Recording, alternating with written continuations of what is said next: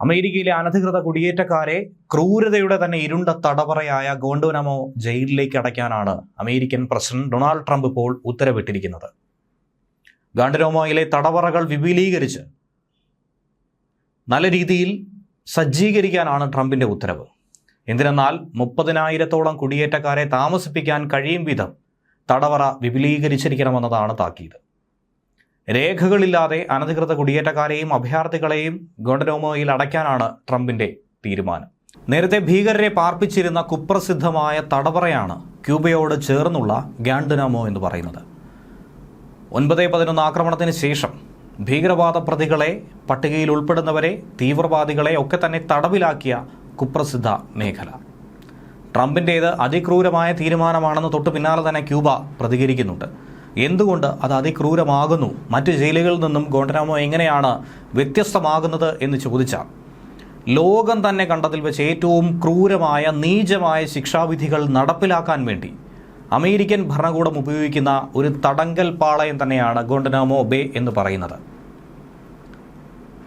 അവർക്ക് മറ്റ് ജയിലുകളിൽ നടപ്പിലാക്കാൻ കഴിയാത്ത പല ശിക്ഷാവിധികളും ഗോണ്ടനാമോയിലൂടെ നടപ്പിലാക്കുമെന്നാണ് കേട്ടുകേൾവി. 1903 ഒരു ഉടമ്പടി അനുസരിച്ച് ഹവാനയിൽ നിന്നും പാട്ടത്തിനെടുത്ത തെക്കുകിഴക്കൻ ക്യൂബയിലെ തീരപ്രദേശത്തുള്ള അമേരിക്കൻ നാവിക താവളത്തിൽ 2002 ജനുവരി മാസത്തിലാണ് ഗാണ്ടനാമോ ബേ സൈനിക ജയിൽ ആരംഭിക്കുന്നത്. അവിടെ നടക്കുന്ന നീക്കങ്ങളെക്കുറിച്ച് പുറം ലോകത്തിന് ഒന്നും തന്നെ അറിയില്ല. അത് വളരെ പരമരഹസ്യമായി തന്നെ അമേരിക്കൻ ഭരണകൂടം കാത്തു സൂക്ഷിക്കുകയും ചെയ്യും. 2001 സെപ്റ്റംബർ 11 ആക്രമണം, അതിനുശേഷം അന്നത്തെ പ്രസിഡന്റായിട്ടുള്ള ജോർജ് ബുഷ് ഭരണത്തിന് കീഴിൽ ശത്രു തീവ്രവാദികൾ, പോരാളികൾ എന്ന് വിളിക്കുന്നതും അമേരിക്കയുടെ പല നിയമപരമായ അവകാശങ്ങളെ നിഷേധിക്കപ്പെടുകയും ചെയ്ത തടവുകാരെ കൈകാര്യം ചെയ്യാനും തടങ്കൽ വയ്ക്കാനും വേണ്ടിയിട്ടുള്ള സൗകര്യങ്ങൾ അവിടെ ഒരുക്കി. കുപ്രസിദ്ധ കുറ്റവാളികളും രാജ്യത്തിന് ദോഷകരമായി പ്രവർത്തിക്കുന്നവരും തീവ്രവാദികളും അടക്കം 800-ലധികം തടവുകാർ ഗോണ്ടനാമോ ബേയിലുണ്ടായിരുന്നു. ഡെമോക്രാറ്റിക് പ്രസിഡന്റുമാരായിട്ടുള്ള ബറാക് ഒബാമയും ജോ ബൈഡനും ഗോണ്ടനാമോ ബേ അടച്ചുപൂട്ടാനുള്ള പല നീക്കങ്ങളും നടത്തിയിരുന്നു.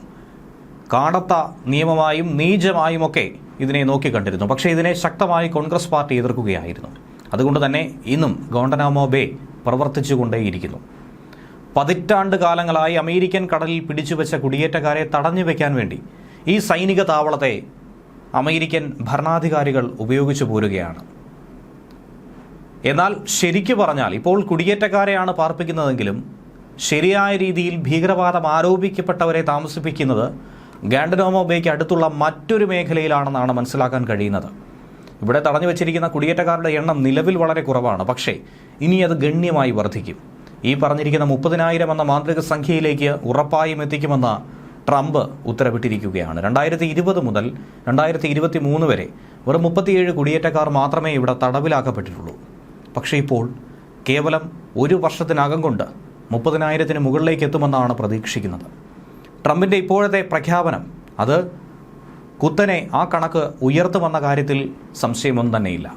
തീവ്രവാദികളുമായി ബന്ധപ്പെട്ട കുറ്റകൃത്യങ്ങൾ ആരോപിച്ച് 2002 മുതൽ ഇന്ന് വരെ ഏകദേശം 800-ഓളം പേരെയാണ് തടവിലാക്കിയിരുന്നത്. അതിൽ ഒട്ടനവധി ആളുകളെ മോചിപ്പിക്കാൻ ജോ ബൈഡൻ ഭരണകൂടത്തിന് കീഴിൽ ശ്രമം നടത്തുകയും ചെയ്തിരുന്നു. അങ്ങനെ തടങ്കലിൽ നിന്നും ഒട്ടനവധി ആളുകൾ രക്ഷപ്പെട്ടിരുന്നു. പക്ഷേ ഇക്കഴിഞ്ഞ 22 വർഷക്കാലത്തിനിടയ്ക്ക് 800 പേരാണ് ആക്കപ്പെട്ടതെങ്കിൽ ഈ 2025 മാത്രം 30,000-ഓളം പേരെ തടവിലടയ്ക്കാൻ തന്നെയാണ് ട്രംപിൻ്റെ തീരുമാനവും. ഇനി ആകെ ഈ തടങ്കലിൽ അവശേഷിക്കുന്നത് വെറും 15 പേർ മാത്രമാണ്. അതിൽ 3 പേരുടെ മോചനം വളരെ വേഗത്തിൽ സാധ്യമാകുമെന്ന് കരുതുന്നുണ്ട്. മറ്റ് 3 പേർ മോചനത്തിന് സാധ്യതയുള്ളവരുമാണ്. അവരൊക്കെ തന്നെ വേഗം തന്നെ അവിടെ നിന്നും വിട്ടുപോകാനുള്ള സാഹചര്യവുമുണ്ട്. 7 പേർ കുറ്റാരോപിതരാണ്, 2 പേർ ശിക്ഷിക്കപ്പെടുകയും ചെയ്തു. തടവിലാക്കപ്പെട്ട 11ഓളം യമനികളെ ഈ അടുത്തായിരുന്നു അവിടെ നിന്നും മോചിപ്പിച്ചത്. 2001 സെപ്റ്റംബർ 11 നടന്ന തീവ്രവാദി ആക്രമണത്തിൻ്റെ സൂത്രധാരന്മാരായിട്ടുള്ള ഒട്ടനവധി ഭീകരവാദികളെ ഗോണ്ടനാമോ ബേയിലായിരുന്നു പാർപ്പിച്ചത്. കടുത്ത ശിക്ഷാവിധികളൊക്കെ തന്നെ നൽകിയതും അവരിൽ സ്വയം പ്രഖ്യാപിത സൂത്രധാരനായിട്ടുള്ള ഖാലിദ് ഷെയ്ഖ് മുഹമ്മദും ഉൾപ്പെടുന്നുണ്ട്. 2000 അമേരിക്കൻ കോളിന് നേരെയുണ്ടായ ആക്രമണത്തിൻ്റെ മുഖ്യ സൂത്രധാരൻ കൂടിയായിരുന്നു അബ്ദുൾ റഹീം അൽ നഷരിയും ഇവിടുത്തെ തടവുകാരിൽ ഉൾപ്പെടുന്ന ഒരാളായിരുന്നു. 2002 പിടികൂടിയ അബ്ദുൾ റഹീമിനെ 2006 ഗാണ്ടനാമോ ബേയിലേക്ക് മാറ്റുന്ന ഒരു നീക്കവും നടന്നിരുന്നു. ഇതിനെതിരെ പല തരത്തിലുള്ള വിവാദ വിഷയങ്ങൾ ഉയർന്നു വന്നിരുന്നു.